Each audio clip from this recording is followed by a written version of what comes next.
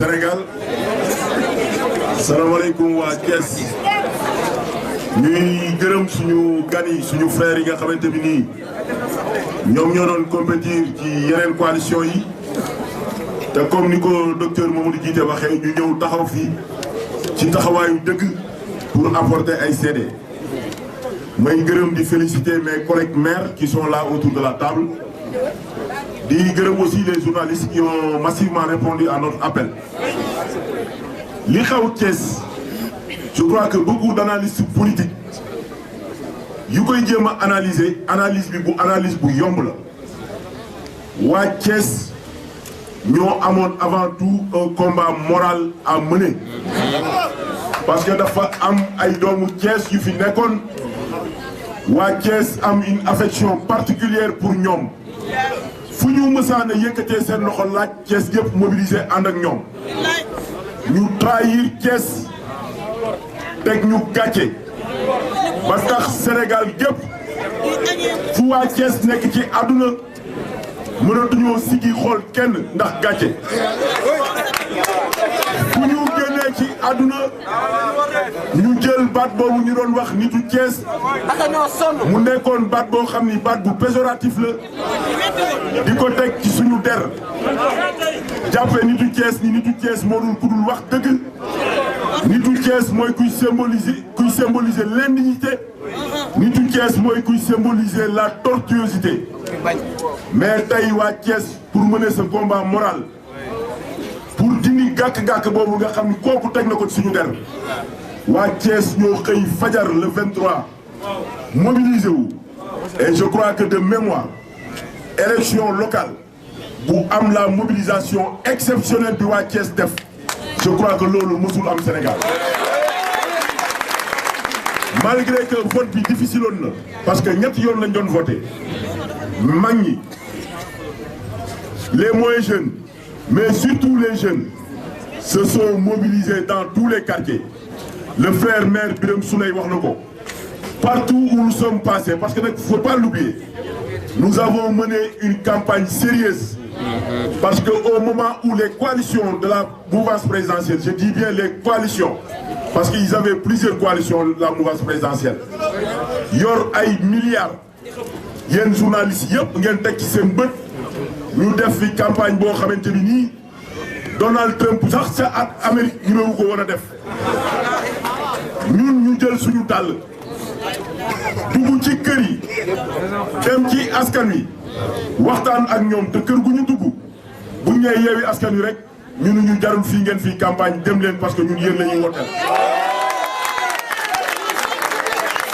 loolu dafay wane yaakaar gi nga xamante ni nii askanu Thiès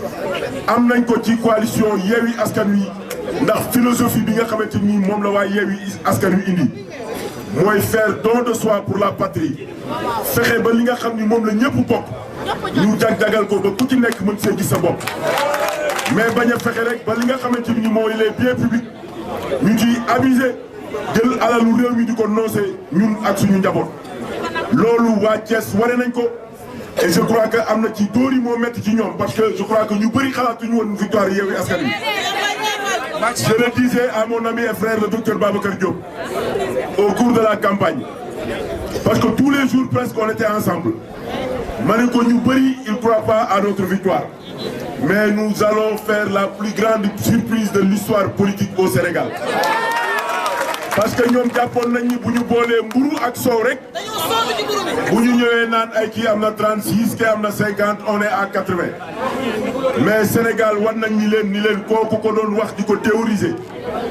nga xamante ni nii bi mu ñëwee ci peggu Macky Sall sax yàggul muy le ministre Yankhoba Diattara nga xamante ni il a été vomi par les Thiessois le 23 janvier fépp fu mu jaar muy Cité Lamy centre Modakan muy centre Kaba Sall il a été tout simplement hué et Saliou Ndiaye wax na ko nee na même bu dul woon compter xob yi ne serait-ce que l'attitude hostile des Thiessois à leur endroit waroon na tax ñoom ñu bajatee teg seen tànk naan dañuy campagne xam nga ku mel ni suñu mag Idrissa Seck ak cofeel gi ko Thiessois yi amoon ci moom su demee ba ñëw Thiès di fi campagne ñu koy yuuxoo nga xam ni war na jàpp war na sàmm kàddoom comme moom dafa waxoon ni en 2022 à 63 ans ci lay bàyyi politique. pour ñëw nag ci mbir mi nga xamante ni nii moom moo ñu fi dajale je crois que ñi ma précédé wax nañ ko la victoire de Yewwi Askan Wi ne souffre de l'ombre d'un doute. soo demee ci centre bële ma wootee muy centre Kaba Sall Benno Bokk Yaakaar mi jël deuxième 1050 voix la ko Yewwi Askan Wi rawee 1050 voix junni ak juróom fukki xob lañ leen rawee donc je crois que loolu moom lañ gis Parcelles Assainies moom lañ gis PDF Modakan moom lañ gis école Modakan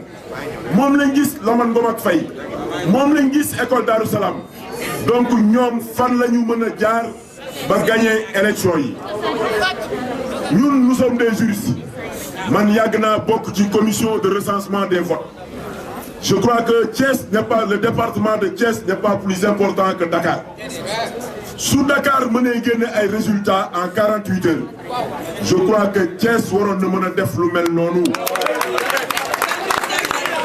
donc li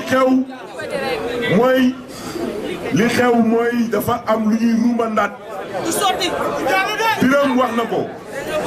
mais ku xam waa Yewwi Askan Wi ku xam ñi nga xam ne ñoo tabax coalition Yewwi Askan Wi muy suñu sëriñ suñu xarit Serigne Moustapha Sy Serigne Mansour Sy Djamil Cheikh Bamba Dièye Khalifa Ababacar Sall le président Ousmane Sonko Malick Gakou le docteur Babacar Diop ku xam ñooñu xam ni coalition Yewwi Askan Wi ay ragal nekkuñu ci coalition Yewwi Askan Wi donc nous mettons en garde aussi bien les autorités administratives que judiciaires pour leur dire que les jeunes, les vieux, les femmes qui se sont mobilisés le 23 janvier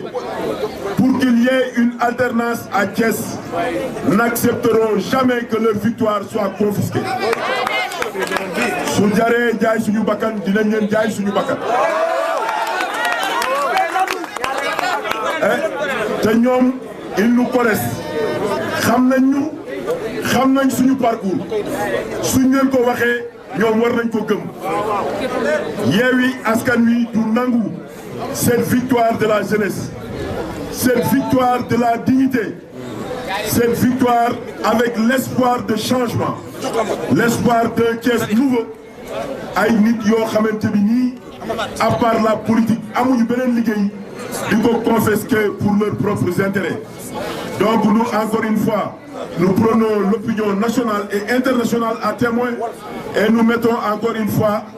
en garde les autorités administratives tout comme les autorités judiciaires pour leur dire que nous voulons que les résultats soient publiés le plus rapidement possible sinon lu ñu gis rek nañu xam ni ñun la ñu leen di gërëm bu baax di leen Sénégal salaamaaleykum waa Thiès ñuy gërëm suñu gan yi suñu frères yi nga xamante bi nii ñoom ñoo doon compétir ci yeneen coalition yi te comme ni ko docteur Mamadou Djité waxee ñu ñëw taxaw fii ci taxawaayu dëgg pour apporter ay CD may gërëm di féliciter mes collègues maires qui sont là autour de la table di gërëm aussi les journalistes qui ont massivement répondu à notre appel li xaw Thiès je crois que beaucoup d'analystes politiques yu koy jéem a analyser analyse bu yomb la waa Thiès ñoo amoon avant tout un combat moral à mener parce que dafa am ay doomu Thiès yu fi nekkoon waa Thiès am une affection particulière pour ñoom fu ñu mësaan a yëkkatee seen loxo laaj Thiès yëpp mobilisé ànd ak ñoom ñu trahir Thiès teg ñu gàcce ba tax Sénégal gépp fu waa Thiès nekk ci àdduna mënatuñoo siggi xool kenn ndax gàcce fu ñu génnee ci àdduna ñu jël baat boobu ñu doon wax nitu Thiès mu nekkoon baat boo xam ni baat bu péjoratif la di ko teg ci suñu der jàppee nitu Thiès ni nitu Thiès moo dul ku dul wax dëgg nitu Thiès mooy kuy symboliser l'indignité nitu Thiès mooy kuy symboliser la tortuosité mais tey waa Thiès pour mener ce combat moral pour dindi gàkk-gàkk boobu nga xam ni kooku teg na ko ci suñu der waa Thiès ñoo xëy fajar le 23 mobilisé wu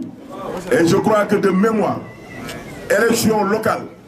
bu am la mobilisation exceptionnelle bi waa Thiès def je crois que loolu mësul am Sénégal malgré que vote bi difficile woon na parce que ñetti yoon lañ doon voté mag ñi les moins jeunes mais surtout les jeunes se sont mobilisés dans tous les quartiers le frère maire Birame Souleye wax na ko partout où nous sommes passés parce que nag faut pas l'oublier nous avons mené une campagne sérieuse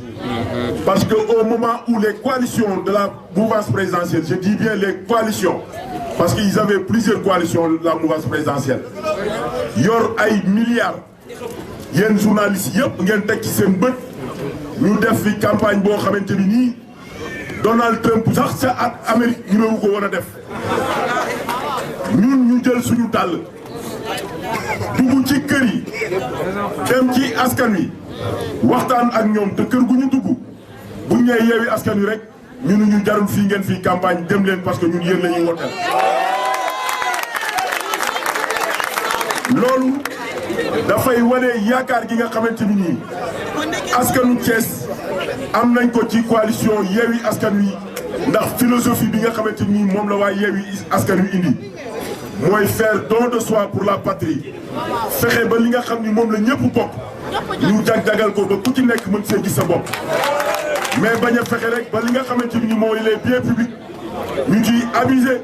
jël alalu réew mi di ko noose ñun ak suñu njaboot loolu waa Thiès wane nañ ko et je crois que am na ci dóor yi moo métti ci ñoom parce que je crois que ñu bëri xalaatuñu woon victoire Yewwi Askan Wi. Je le disais à mon ami et frère le docteur Babacar Diop au cours de la campagne parce que tous les jours presque on était ensemble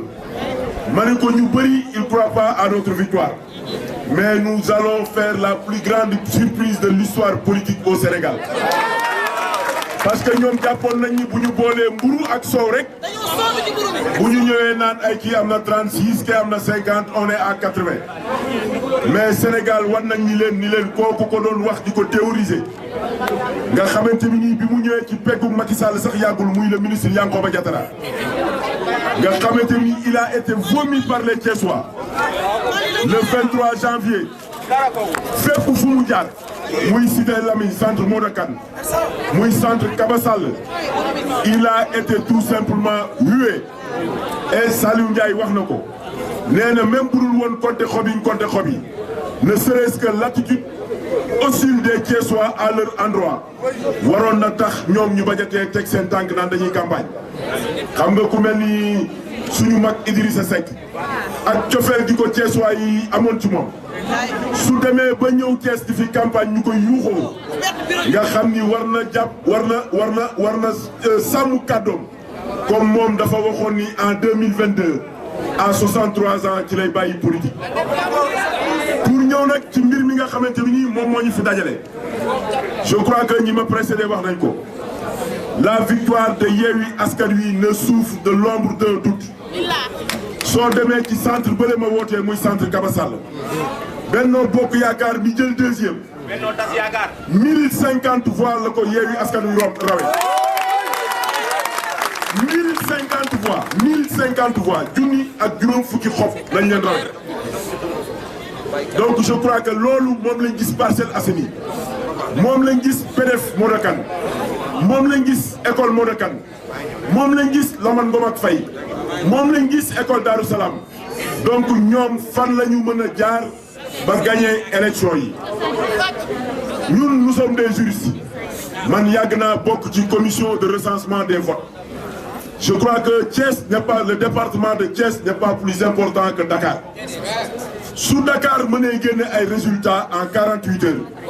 je crois que Thiès waroon na mën a def lu mel noonu donc li xew mooy dafa am lu ñuy ruumandaat Birame wax na ko mais ku xam waa Yewwi Askan Wi ku xam ñi nga xam ne ñoo tabax coalition Yewwi Askan Wi muy suñu sëriñ suñu xarit Serigne Moustapha Sy Serigne Mansour Sy Djamil Cheikh Bamba Dièye Khalifa Ababacar Sall le président Ousmane Sonko Malick Gakou le docteur Babacar Diop ku xam ñooñu xam ni coalition Yewwi Askan Wi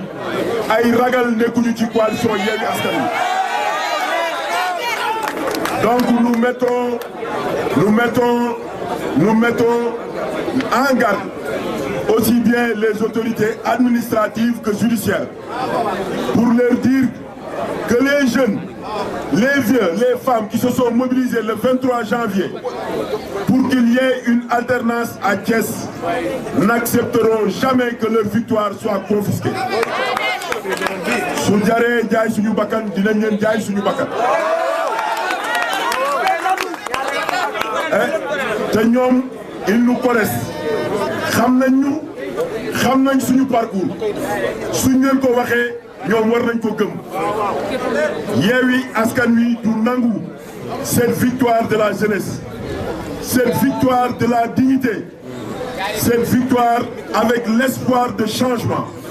l'espoir d'un Thiès nouveau ay nit yoo xamante bi nii à part la politique amuñu beneen liggéey di ko confisquer pour leurs propres intérêts donc nous encore une fois nous prenons l'opinion nationale et internationale à témoin et nous mettons encore une fois en garde les autorités administratives tout comme les autorités judiciaires pour leur dire que nous voulons que les résultats soient publiés le plus rapidement possible sinon lu ñu gis rek nañu xam ni ñun la